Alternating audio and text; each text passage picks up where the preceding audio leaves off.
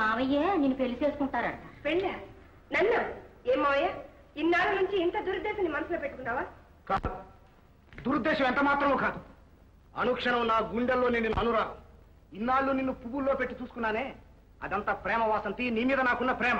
మావయ్య, ఇన్నాళ్ళు నువ్వు నా చేతులు పట్టుకున్నా, చెంపలు తడివినా అదంతా అభిమానం అని, ఆప్యాయత అని అనుకున్నానే కానీ ఇంత తుచ్చమైన కోరిక అనుకోలేదు.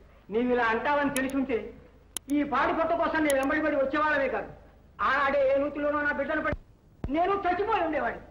అదంతా నాకు అనవసరం.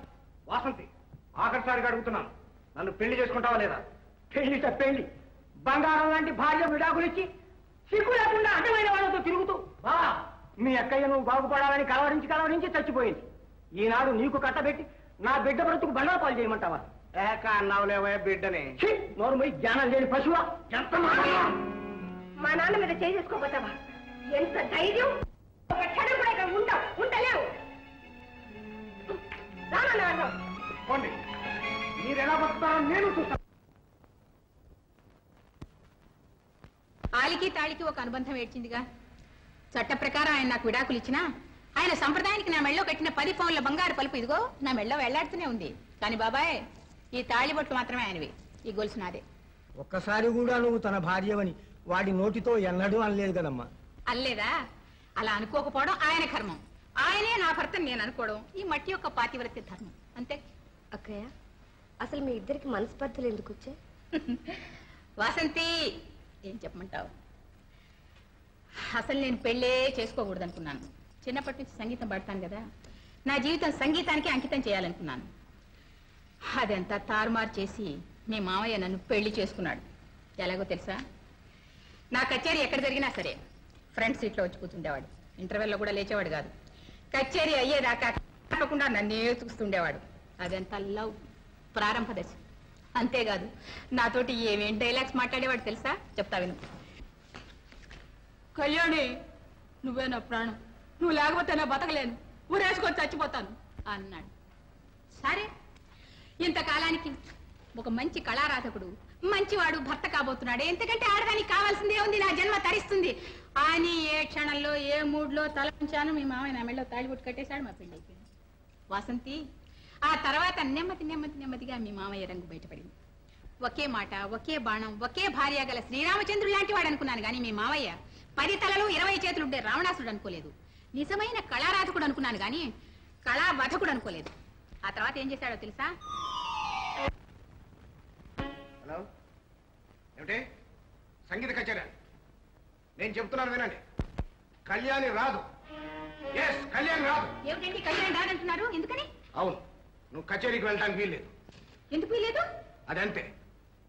ఏమిటండి, ఏమైంది మీకు? ఆరోగ్యం బాగాలేదా? ఇప్పుడేగా టిఫిన్ కాఫీ తీసుకున్నారు? ఎగతాళిగా ఉందా? అది నేను అడగాల్సిన ప్రశ్న. ఈ రోజు నా 100వ పాట కచేరీ నేను వెళ్ళి తీరాలి. వెళ్ళి తీరాలి?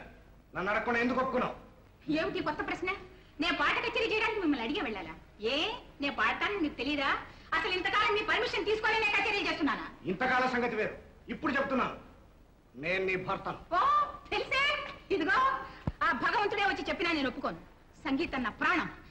అసలు సంగీతాన్ని గౌరవించలేని వాడు మనిషే కాదంటాను. కళ్యాణి, పెళ్లికి ముందు కళ్యాణి, నీ పాట అంటే నాకు చాలా ఇష్టం, నువ్వు రోజు పాట కచేరీలు చేస్తూ ఉండొచ్చు, నేను వింటూ ఉంటాను, నీ పాటకి ఎప్పుడూ అడ్డురాను. ప్రమాణం, అది నాకు పరమాణం లాంటిది. చేసిన వెంటనే మింగేశాను. అలాగా? అప్పుడు అలాంటి వాళ్ళని చీదరించుకోవడం నాకు చిత్రాన్నం లాంటిది. చేతనైతే ఇది మింగండి. హలో, కళ్యాణి మాట్లాడుతున్నాను. క్షమించండి, కొంచెం లేట్ అయింది. ఇదిగో బయలుదేరుతున్నాను. కళ్యాణి, నా కోపం తెప్పించు. మీరు నన్ను రెచ్చగొట్టకండి, నాకు టైం అయింది. అక్కడ ఆడియన్స్ కాచుకొని ఉంటారు, నేను వెళ్ళాలి. వెళ్ళు. అక్కడికి వెళ్ళేసరి కాంట్రాక్ట్ నీ చేతి చెక్ ఇస్తాడు. ఇంటికి తిరిగి వచ్చేసరికి డైవర్స్ నోట్స్ నేను ఇస్తాను. ఏమిటి? డైవర్సా? నాకా? ఇస్తారా? కావాలా? ఏమండి, నేను మీలాగా కాని పనులు చేయడానికి వెళ్ళడం లేదు. పవిత్రమైన సంగీత కచేరీ చేయడానికి పెడుతున్నాను. పవిత్రమైన కచేరా? 10 మందిలోనూ కూర్చొని సిగ్గు లేకుండా పాడుతూ ఉంటే, ఆహా ఓహో అని నీ అభిమానులు చప్పట్టు కొడుతూ ఉంటే, వాళ్ళను నువ్వు ఓర చూపులతో మురిపిస్తూ ఉంటే. ఎవరితో మాట్లాడుతున్నారు తెలుసా? ఒళ్ళు దగ్గర పెట్టుకుని మాట్లాడాడు. ఓర చూపులు చూస్తే అలవాటు నాకు లేదు. ఇంతకాలం మీరు ఏం చేసినా ఏమన్నా సహించాను.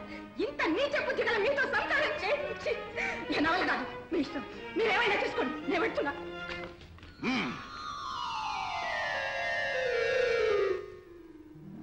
ఎంతటి పాపాత్ముడైనా భర్తే భార్యకు ప్రత్యక్ష దైవం అంటారు. నేను ఒప్పుకోను. హృదయం లేనివాడని తెలిసి, ఆడదాన్ని మోసం చేయడమే జీవిత ధ్యేయంగా పెట్టుకున్నవాడని తెలిసి నేను ఆత్మవంచన చేసుకోలేదు. మండోదరి రావణాసురుణ్ణి, సులోచన ఇంద్రజిత్తుని, భానుమతి దుర్యోధనుణ్ణి సహించుండొచ్చు, కానీ నేను సహించలేను. భర్త గాని దేవుడు గాని తప్పు తప్పే, న్యాయం అందరికీ ఒకటే.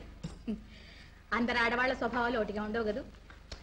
ఏమిటో కోకిల్లాగా పరవశించి పాడుకుంటున్న నన్ను పంజరంలో చిలకం చేయాలని చూశాడు మీ మావయ్య. అదంతా ఒక పీడకల జరిగిపోయింది. ఏమిటిది? నా గొడవే చెప్పుకుపోతున్నా. నీ గురించి నేను అడగనే లేదు. నీ సంగతి ఏమిటి వాసంతి? ఏముందమ్మా, చంద్రం అనే ఒక లాయర్తో వాసంతికి పెళ్లి నిర్ణయం అయింది. త్వరలో ముహూర్తం పెట్టించి వాసంతికి పెళ్లి చేయాలి. మీరు ఇక్కడే ఉండిపోండి అమ్మా. అది కాదక్కయ్య. చూడమ్మా, నాకు నీ వల్ల ఏ శ్రమ లేదు. అన్ని కష్టాలు నేను సంగీతం పాడుకొని మర్చిపోతుంటాను, తెలుసా మోహనా? అందుకే నా పని మనిషికి కూడా ఒక రాగం పేరు పెట్టుకున్నాను. మోహనా రావే, మా అందరికి భోజనాలు వడ్డించవే.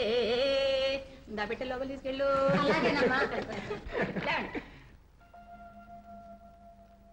Good morning father. Good morning mister Chandra. ఒరేయ్, వాడి కారు బ్రేకులు పనిచేయకుండా చూడరా. ఎస్ గురు.